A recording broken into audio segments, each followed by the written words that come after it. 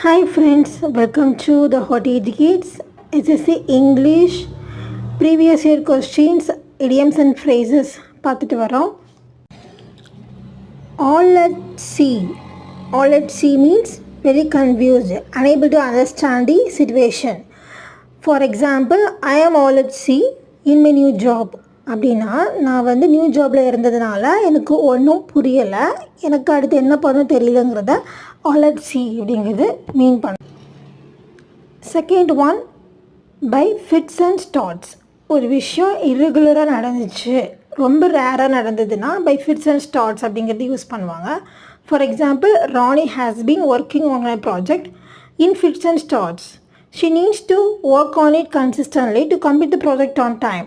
அதாவது அவங்க வந்து இரெகுலராக ஒர்க் பண்ணதுனால அவங்க டைமுக்கு முடிக்க முடியாது அப்படிங்கிறத இது மூலமாக நம்ம தெரிஞ்சுக்கிறோம்.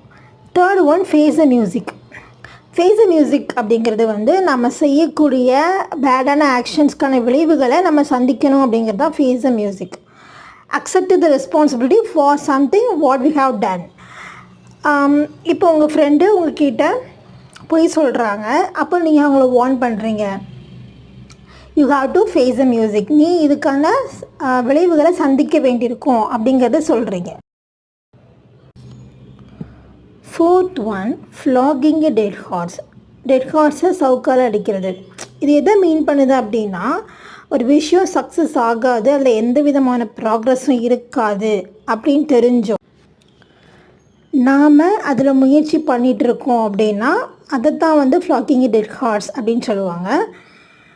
அது வந்து ஒரு வேஸ்ட் எஃபோர்ட், ஓகேங்களா? இப்போ உங்கள் ரிலேஷன் வீட்டுக்கு உங்கள் ஃபேமிலி கூப்பிட்றாங்க, உங்களுக்கு அங்கே போக விருப்பம் இல்லை அப்படிங்கும் போது அவங்க கன்வின்ஸ் பண்ணிட்டே இருக்காங்க, ஆனால் நீங்கள் உங்களோட ஆன்சரில் ரொம்ப ரிஜிடாக இருக்கீங்க அப்படிங்கும் போது நீங்கள் இந்த மாதிரி சொல்லலாம், you are flogging red horse, don't try to convince me அப்படின்னு சொல்லலாம். Fifth, green thumb. Green thumb வந்து என்னென்னா வெரி குட் அட் கார்டனிங், அதான் மீனிங். அதாவது சில பேருக்கு நேச்சுரலாகவே கார்டனிங் பண்ணுறதுல ரொம்ப இன்ட்ரெஸ்ட் இருக்கும், அவங்க எந்த செடியினாலும் ரொம்ப ஹெல்த்தியாக நல்லா வளர்த்துருவாங்க.